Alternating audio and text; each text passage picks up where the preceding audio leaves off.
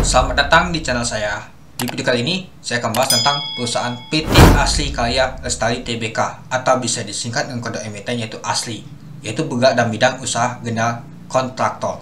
Oke teman-teman, langsung saja kita lihat dulu untuk ringkasan perusahaan emiten ini. PT Asli Karya Lestari adalah merupakan perusahaan nasional yang bergerak di bidang general kontraktor, berpengalaman dalam proyek pembangunan di Indonesia, khususnya dalam pekerjaan pondasi, elecstone, backcasting, dan pekerjaan jalan, dengan menerapkan ilmu pengetahuan dan teknologi yang semakin maju dan berkembang. Perusahaan telah memiliki pengalaman selama 15 tahun dalam berbagai proyek, baik itu proyek strategis nasional hingga proyek swasta. Seiring perjalanan usaha dan perkembangan pembangunan, perusahaan mengembangkan sub-bisnis untuk menunjang pembangunan nasional dengan mengoptimalisasikan peluang usaha dengan mengakuisisi PT Bumi Prima Konstruksi, yaitu bergerak dalam bidang persewaan alat berat, konstruksi bangunan sipil, jembatan layang, flyover, dan underpass. Dan PT Manyal Perkasa Mandiri, bergerak dalam bidang industri backing plant, sehingga perputaran usaha menjadi dari hulu sampai ke hilir. Nah, itu dia teman-teman untuk ringkasan perusahaan ini. Untuk alamat emiten yaitu di Ruko Sentral Niaga Kalimalang B2 nomor 3 Jalan Jenderal Ahmad Yani, Bekasi, Jawa Barat 17144. Untuk situs perusahaan emiten ini yaitu http://www.aslikarya-lestari.co.id. Nah, itu dia teman-teman untuk ringkasan perusahaan ini. Oke, kita lanjut. Nah, ini dia. Ini adalah contoh jasa konstruksi. Nah, ada juga dia bangun jembatan layang dan lain-lain. Nah, ini dia contohnya jembatannya. Ini juga biasa sih bangun flyover ini. Nah, ini juga dia lagi meeting untuk pembangunan jalan tol. Nah, ini adalah jalan yang dibangun oleh usaha ini. Ini ada proyeknya, ini programnya. Nah, ini banyak ya teman-temannya, program dan proyeknya juga itu. Nah, dan kita lihat juga untuk klien perusahaan ini lumayan banyak juga ya. Nah, apalagi ada Wika. Nah, ini dia perusahaan BUMN juga termasuk juga di sini. Nah, ada juga Wika Beton. Nah, ternyata dia ini bukan perusahaan kaleng-kaleng ya. Artinya perusahaan ini lumayan besar ini. Dan juga ini banyak juga kliennya nih bekerja sama itu. Oke, kita lanjut. Nah, kita masuk ke informasi perusahaan IPO ini. Jumlah saham ditawarkan adalah 1.250.000.000 lembar saham. Dari total saham dicatatkan yaitu 20%. Harga penawar rentang dari 100 sampai 130. Dana diperoleh sekitar 125 miliar sampai 162 miliar. Untuk pendanaan awal yaitu di tanggal 12 Desember sampai 18 Desember tahun 2023. Untuk pendanaan umum yaitu di tanggal 29 Desember tahun 2023 sampai 3 Januari tahun 2024. Untuk pencatatan saham yaitu di tanggal 3 Januari tahun 2024. Untuk pencatatan saham di Bursa Efek Indonesia yaitu di tanggal 5 Januari tahun 2024. Untuk underwriternya yaitu SA, NH Korindo Sekuritas Indonesia, masuk ke papan pengembangan. Nah, jadi kita tahu ya, underwriternya itu SA dan juga masuk papan pengembangan. Oke, kita lanjut. Nah, kita masuk ke rencana penggunaan dana ini. Yang pertama, sekitar 50,79% akan digunakan sebagai setoran modal pada anak perusahaan-perusahaan yaitu PT Bumi Prima Konstruksi dan PT Manyal Perkasa Mandiri dengan rincingan sebagai berikut.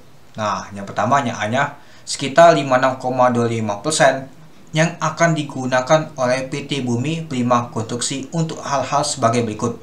Yang pertama, sekitar 40% untuk pembelian gravel crane 250 ton sebanyak 1 unit.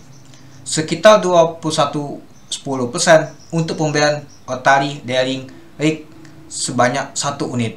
Yang ketiga, sekitar 16,67% untuk pembelian mobile crane 50 ton sebanyak 1 unit. Yang keempat, sekitar 12% untuk pembelian trailer 40 feet kapasitas 50 ton sebanyak 3 unit. Yang kelima, sekitar 5,56% untuk pembelian dolly trailer truk kapasitas 80 ton sebanyak 1 unit. Dan yang terakhir, yang keenam, sekitar 4,67% untuk pembelian pokok crane kapasitas 10 ton sebanyak 1 unit. Nah, itu yang pertama ya untuk rencana penggunaan dana ini. Nah, yang A-nya. Nah, lalu yang B-nya sekitar 43,75% akan digunakan oleh PT Manyal Perkasa Mandiri untuk pembangunan banking plan dan pembelian mesin dengan rincingan sebagai berikut. Yang pertama A-nya sekitar akan digunakan untuk pembangunan banking plan yang akan dibangun di Lengkong, Sumbang di atas tanah milik PT Manyal Perkasa Mandiri yang pembangunannya dilakukan oleh pihak ketiga, yaitu PT Satria Intan Teknik Tama berdasarkan kontak nomor 073 MPMPM SIT PK 2 2023 tanggal 22 Februari tahun 2023 dan diharapkan akan mulai dibangun sekitar 1 bulan sejak dana diterima dan akan selesai paling lambat 6 bulan sejak dana penawaran umum diterima. Lalu yang B-nya sisanya sekitar 71,43% akan digunakan untuk pembelian 1 unit mesin pabrikasi banking plan yang akan dibeli dari pihak ketiga, yaitu PT Alpindo Teknik Indonesia berdasarkan kontak nomor 08 PJB ATBK nomor 2 2023 tanggal 7 Februari tahun 2023 dan direncanakan akan dibeli paling lambat 6 bulan sejak dana penawaran umum diterima dan dapat mulai digunakan oleh PT Manyal Perkasa Mandiri. Nah, itu dia yang pertama, yaitu rencana penggunaan dananya. Nah, lalu sisanya akan digunakan untuk modal kerja perusahaan, yaitu pembayaran material, pelengkapan proyek, gaji dan tunjangan karyawan dan biaya operasionalnya itu. Nah, jika teman-teman masih mau lihat untuk rencana penggunaan dananya, bisa teman-teman cek di prospektusnya di bab 2 itu. Oke, kita lanjut. Nah, kita masuk ke struktur pemegang sahamnya. Sebelum IPO nominalnya itu 50 per saham. Nah, kita tahu ya. Nah, yang pertama yang paling banyak adalah Pak Sudjatmiko. Nah, banyak juga dia megangnya sekitar 4.345 juta lembar saham. Lalu ada PT Berjaya Capital Investama yaitu 650 juta lembar saham. Lalu ada Subandi yaitu 5 juta lembar saham. Nah, ada nanti ke IPO dari sini ya bentuknya itu. Nah, kalau kita lihat sih akan nambah ini dia, yaitu sekitar 1.250 juta lembar saham. Itu dia, sekitar 20%. Jadi jumlah modal ditetapkan dan di setor penuh adalah sekitar 6.250 juta lembar saham. Itu dia. Nah, mari kita lihat dulu. Nah, ini adalah IG-nya Pak Sudjatmiko. Nah, mungkin teman-teman mau silaturahmi mau cek. Mari kita lihat dulu ya untuk IG-nya. Nah, ini dia. Ini ada IG-nya. Nah, CEO Asri Karya Lestari Group. Nah, ini dia. Ini pendirinya. Nah, kalau kita lihat sih dia ini mau nyalek ya. Nah, dia di partai PKB nomor 1 dia. Nah, banyak juga sih. Nah, teman-teman bisa cek sendiri ya. Teman bisa cek ya untuk IG-nya Pak Sudjatmiko ini. Nah, ini dia. Itu. Nah, lalu kita cek juga untuk nama tuh direksinya. Nah, ini dia direksi utama. Nah, ada direksi utama, ada direktur dan direktur. Nah, ini dia. Nah, kalau direktur utamanya itu kan Pak Sudjatmiko ini. Nah, kalau komisaris utamanya Pak Rezi Yuliatmoko. Mari kita lihat dulu. Nah, ini dia Rezi Yuliatmoko, komisaris utamanya. Nah, warga negara Indonesia, umurnya 37 tahun. Nah, kalau kita lihat sih, dia ini lumayan banyak juga ya.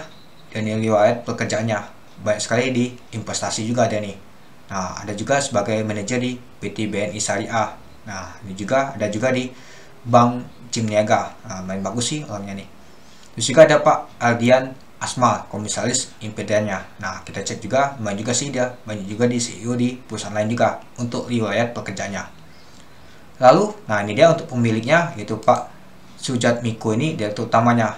Nah, kalau kita lihat sih, dia ini memperoleh gelar sarjana teknik dari Universitas Persada Indonesia. Nah, itulah kenapa dia bangun perusahaan asli ini, karena dia dulu tuh adalah sarjana teknik itu. Nah, kalau kita lihat sih untuk riwayat pekerjaannya 2009 sampai sekarang itu direktur utama perusahaan ini itu. Nah, kalau di tahun 2000 sampai 2008 itu di Nipo Kei. Nah, lalu si Yuda Saputra direktur. Nah, kalau kita lihat sih sekretaris perusahaan-perusahaan juga ya.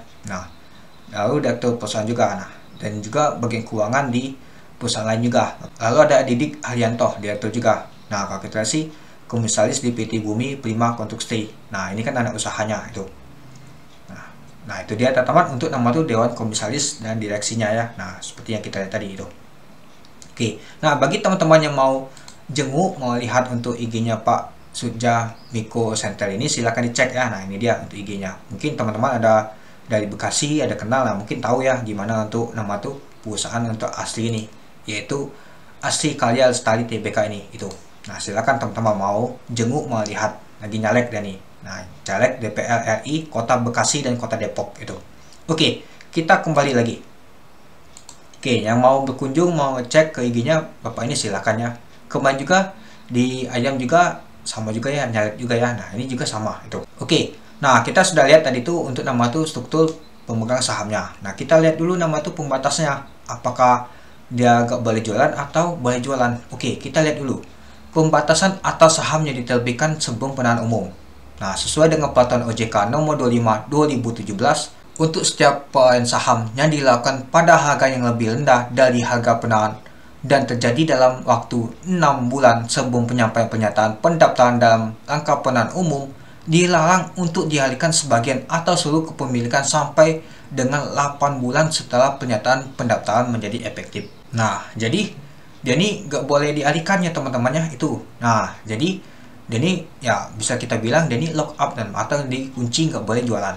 Mari kita lihat dulu. Nah, berdasarkan akta pernyataan keputusan para pemegang saham, nah nomor 43 tanggal 12 Desember tahun 2002, terdapat peningkatan modal yang dilakukan oleh yang pertama Sujamiko sebanyak 217.250, nah saham dengan nilai nominal yaitu 1 juta, sehingga nilai nominal seluruhnya sebesar 217 miliar 250 juta rupiah itu. Lalu yang kedua, PT Berjaya Capital Investama sebanyak 32.500 dengan nilai nominal sebesar yaitu 1 juta juga, dengan nilai nominal seluruhnya ada sebesar 32 miliar 500 juta rupiah itu. Dan akta pernyataan keputusan rapat PT Asli Kaya Lestari nomor 92 tanggal 21 Maret 2023 merubah nilai nominal 1 juta menjadi sebesar 50 rupiah. Nah, maka perubahan jumlah saham sebagai berikut. Nah, jadi dia ini hampir sama seperti stock split, jadi dikecilin. Nah, yang pertama, Sujamiko sebanyak 4 miliar 345 juta lembar saham itu. Lalu PT Berjaya Capital Investama sebanyak 650 juta saham itu. Nah, maka berdasarkan hal tersebut, maka pemegang saham di atas yaitu Sujamiko dan PT Berjaya Capital Investama menyatakan tidak akan mengalihkan seluruh saham yang dimiliki dalam jangka waktu 8 bulan setelah efektifnya pernyataan pendaftaran sebagaimana dituangkan dalam surat pernyataan tanggal 27 Maret tahun 2023. Nah, selanjutnya pemegang saham perusahaan lainnya yaitu Subandi menyatakan secara sukarela tidak akan mengalihkan seluruh sahamnya yang dimiliki dalam waktu jangka 8 bulan setelah efektifnya pernyataan pendaftaran itu, sebagaimana dituangkan dalam surat pernyataan tanggal 27 Maret tahun 2023. Nah, selain itu, berdasarkan surat pernyataan pengendali perusahaan di tanggal 27 Maret tahun 2003, pemegang saham pengendali perusahaan yaitu Sujamiko menyatakan bahwa tidak akan mengalihkan pengendalian pada perusahaan sampai dengan sekurang-kurangnya 12 bulan atau 1 tahun setelah pernyataan pendaftaran penawaran umum perdana saham perusahaan menjadi efektif. Itu dia. Nah, lalu manajemen perusahaan menyatakan bahwa tidak terdapat pembatasan-pembatasan lainnya, nah yang dapat merugikan hak-hak pemegang saham publik. Itu dia, teman-teman. Nah, jadi kalau kita lihat sih yang lock up nih semuanya ya teman-temannya. Nah, Pak Subandi aja sukarelawan. Itu dia. Nah, jadi nggak ada masalah ya. Nah, tapi tetap tergantung sama market nanti pergerakan sahamnya itu gimana. Itu dia. Juga sehubungan dengan rencana penahanan umum perdana saham, perusahaan telah mendapat persetujuan dari PT Bank Negara Indonesia (TBK) sesuai dengan surat nomor BKC 06594L tanggal 8 Maret tahun 2003. Lalu yang kedua, PT Bank Sahabat Sampurna sesuai dengan nomor 10 Puli X 2023 tanggal 24 Oktober tahun 2003. Tidak dapat pembatasan atas pernyataan saham perusahaan seperti yang dimaksud oleh OJK 8 2017. Itu dia. Oke, ini sudah kita bahas ya untuk pembatasan saham. Artinya tidak ada boleh mengalihkan sahamnya selama 8 bulan itu. Ada juga 12 bulan tadi. Itu dia. Oke, kita masuk ke bagian struktur hubungan kepemilikan antara perusahaan dengan pemegang saham perusahaan ini. Nah, ada Widya, ada Norman, ada Lezi, ada Sepriani. Nah, Lezi tadi itu ya komisaris ya tadi ya. Nah, ini dia masuk sini. PT Berjaya Capital Investama, ini dia ada dalam di sini. Ada Pak Sujamiko di sini perusahaannya. Nah, ada Subandi juga di sini. Nah, ini jadi posisinya di sini dia. Nah, untuk perusahaan ini juga ada juga ini Pungki Tri Wijaya, ada Suli Tono. Nah, ini PT Bumi Prima Konstruksi, ini anak usahanya. Ini juga PT Manya Perkasa Mandiri, ada Ali Januardi itu. Nah, jadi kalau kita lihat sih Bumada masuk ke BI dan ya untuk saham-sahamnya. Dan ini baru sahamnya baru besar ini aja. Mungkin anaknya nanti akan masuk juga itu. Oke, kita lanjut. Nah, kita masuk ke laporan keuangannya. Nah, kita lihat untuk jumlah asetnya di tahun 2020. Nah, kalau kita lihat sih tahun 2020 ke tahun 2021 mengalami penurunan. Tapi di tahun 2022 dia mengalami peningkatan lagi. Nah, di tahun 2023 di tanggal 30 Juni juga meningkat. Untuk jumlah likuiditasnya atau hutangnya, kalau kita lihat sih, ini saya singkat saja ya teman-temannya. Nah, untuk lebih lengkapnya teman-teman bisa cek untuk prospektusnya itu. Oke, kita lihat ya. Nah, di tahun 2020 ke tahun 2021 ternyata mengalami penurunan untuk hutangnya. Lalu di tahun 2022 ternyata meningkat lagi. Di tahun 2023 ternyata mengalami peningkatan juga itu. Untuk jumlah ekuitasnya kalau kita lihat sih dari tahun ke tahun nyata mengalami peningkatannya. Nah, di tahun 2020 ke tahun 2023 meningkat semua itu. Nah, itu dia teman-teman untuk laporan keuangannya. Nah, kita masuk ke laporan laba rugi dan penghasilan komprehensif lainnya. Nah, untuk pendapatannya, kalau kita lihat sih di tahun 2020 ke tahun 2023 nih dia mengalami peningkatan terus. Nah, kalau kita lihat sih di tahun 2022 di 30 Juni dan tahun 2023 di 30 Juni juga dia mengalami peningkatan juga. Lumayan juga sih, hampir 20 juta ya meningkatnya dibandingkan tahun 2022 itu. Untuk beban pokoknya pastinya mengalami peningkatan dari tahun ke tahun itu. Ya, pendapatan meningkat, beban pokok juga meningkat itu. Oke, kita langsung saja ya teman-temannya. Untuk nama tuh laba itu tahun berjalannya untuk mempersingkat waktu. Nah, kalau kita lihat sih di tahun 2020 ke tahun 2021 nyata mengalami penurunan untuk pendapatannya. Tapi di tahun 2022 dia mengalami peningkatan lagi. Nah, lalu kita lihat untuk di 30 Juni tahun 2022. Nah, ke tahun 2023 ternyata mengalami peningkatan. Lumayan juga sih. Jadi kemungkinan untuk di tahun 2023 lumayan besar sih dibanding tahun 2022 nanti. Itu dia. Nah, lalu kita lihat juga untuk rasio-rasio pentingnya. Nah, ini kita langsung saja untuk melihat nama itu pertumbuhan saja ya. Nah, berapa persen. Nah, untuk pendapatannya kalau kita lihat sih dari tahun 2020 ke tahun 2021 tadi agak mengalami penurunan. Tapi di tahun 2022 dia mengalami peningkatan lumayan juga. Lalu di tahun 2023 lumayan juga. Nah, untuk laba brutonya, nah di tahun 2021 tadi itu agak menurun ya. Tapi di tahun 2022 meningkat lagi sangat drastis tadi. Nah, 2023 lumayan juga. Nah, untuk laba rugi usahanya, nah ini mengalami penurunan. Lalu di tahun 2021 juga menurun juga. 2022 meningkat lumayan tinggi, lalu di tahun 2023 agak menurun. Nah, tapi dia masih meningkat ya, tidak menurun banget ya sampai minus itu dia. Nah, untuk asetnya pastinya mengalami peningkatannya. Nah, di tahun 2021 saja agak menurun. Tapi di tahun 2022 meningkatnya sangat drastis itu. Untuk likuiditasnya kalau kita sih di tahun-tahun tadi tuh agak mengalami penurunannya itu. Nah, tapi di tahun 2021 dia minus 31,96 itu. Nah, itu dia teman-teman untuk rasio pentingnya. Nah, teman-teman bisa melihat untuk prospektus untuk lebih lanjutnya. Itu dia. Oke, ada juga saya baca kebijakan dividen. Nah, kalau kita lihat sih setelah penawaran umum perdana saham ini mulai tahun buku 31 Desember tahun 2023 dan seterusnya, manajemen perusahaan bermaksud membayarkan dividen tunai kepada pemegang saham perusahaan dalam jumlah sebanyak-banyaknya 20%. Lumayan juga sih 20%. Atas laba bersih tahun berjalan perusahaannya. Ya, kalau kita lihat sih, kalau mau bagi dividen sih 20% kecil banget ya teman-temannya. Apalagi jumlah pemegangnya aja lumayan banyak nantinya.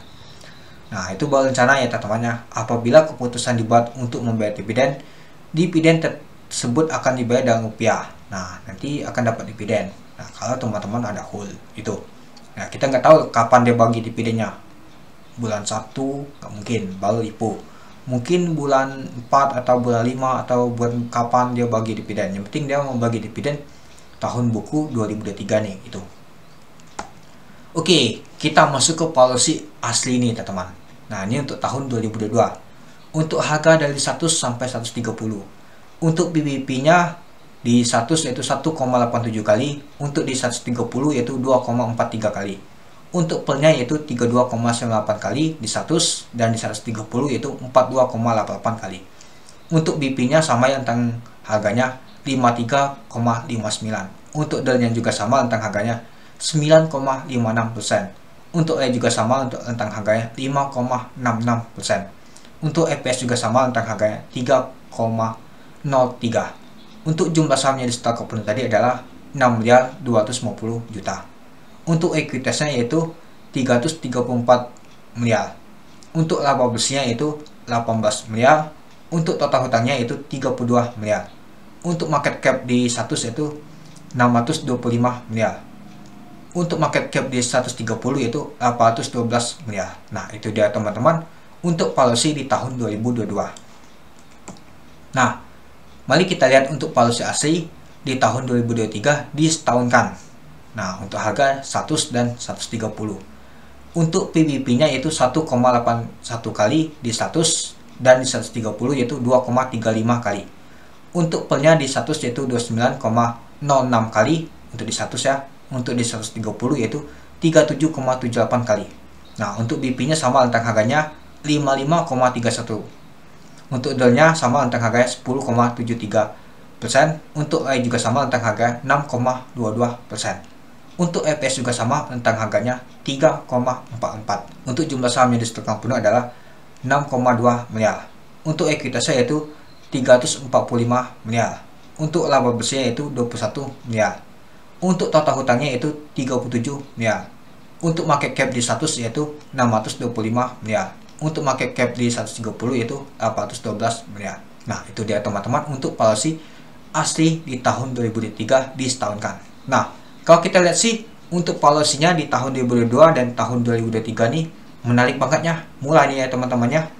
Apalagi di tahun 2023 nih lumayan murah ya dibandingkan tahun 2022 ini. Nah, kalau harga 100 menarik banget ini pastinya. Kalau di 130 kurang menarik pasti. Kalau di 100 pastinya menarik itu. Oke. Nah, kita akhirnya masuk kesimpulan teman-teman. Yang pertama, kinerja bursa saham asli ini dari tahun 2020 ke tahun 2023 mengalami peningkatan terus dari segi pendapatan usahanya. Nah, mungkin konstruksi ini lagi banyak dibutuhkannya seperti buat tol tadi itu, buat proyek-proyek lain teman-teman, jalan, terus juga flyover, terus juga jembatan layang-layang dan lain-lain. Yang kedua, tujuan pengguna dana lumayan menarik untuk belanja modal dan modal kerja. Nah, yang ketiga, untuk underwriter dari IPO saham asli ini ada XA. Ini yang paling masalah teman-teman. Masalahnya itu underwriternya nih. Kenapa? Terakhir kita lihat historinya di kawal XA kurang menarik, yaitu PTPS ALB 35% kemarin itu.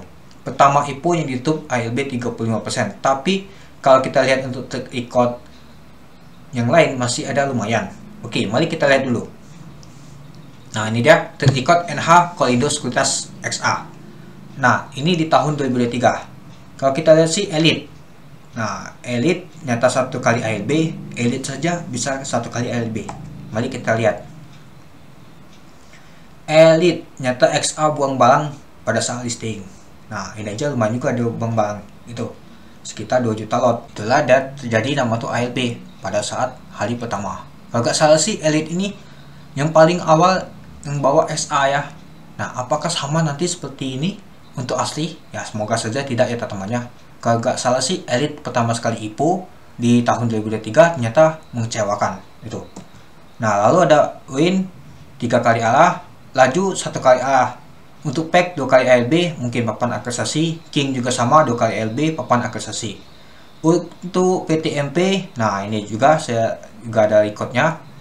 Nah, kalau kita lihat sih XA juga buang balang teman-teman itu.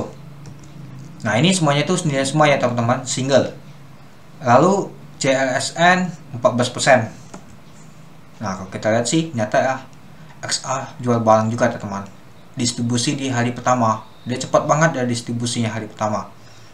Harusnya sih jangan dulu distribusi, setidaknya tuh lihat saja, taunya langsung distribusi hari pertama. Itulah kenapa dia turun banget dia. Kalau dia masih bertahan, pastinya tuh sahamnya tuh bisa arah di hari pertama itu. Lalu ada GLPM. Nah, 3 kali ALB. Nah, GLPM juga sama. Distribusi juga hari pertama. SA ini tidak akan tobat, sama seperti AHA. Nah, yang terakhir tuh kita lihat yaitu PTPS. 1 kali ALB, ALB-nya saja 35%. Ini yang baru pertama sekali ALB untuk IPO 35%. Kemarin tuh Maxi ya. Ternyata ada juga XA yang ngawal. PTPS mengecewakan banget. XA bang besar banget teman-teman, 1 juta lot untuk XA ini. Itulah kenapa dia pada saat diangkat taunya diguyur sampai ALB pada saat penutupan.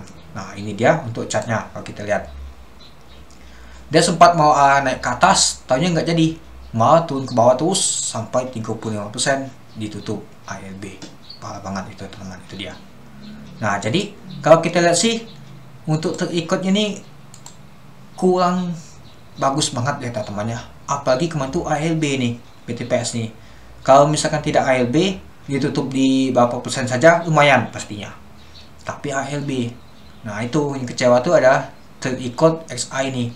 Coba saja XA ini nggak ALB pada saat PTPS kemarin, pastinya menarik banget ini teman-teman itu. Tapi masih tetap juga ya teman-temannya untuk mempertimbangkan apakah cocok atau tidak.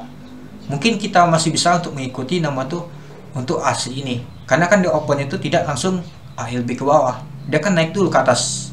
Nah mungkin dari atas itu dia jatuh ke bawah. Kalau nggak salah kemarin itu dihajar IN kalau nggak salah, tapi nah ini dia IN juga ada ikut dihajar, itulah jatuh ke bawah dia.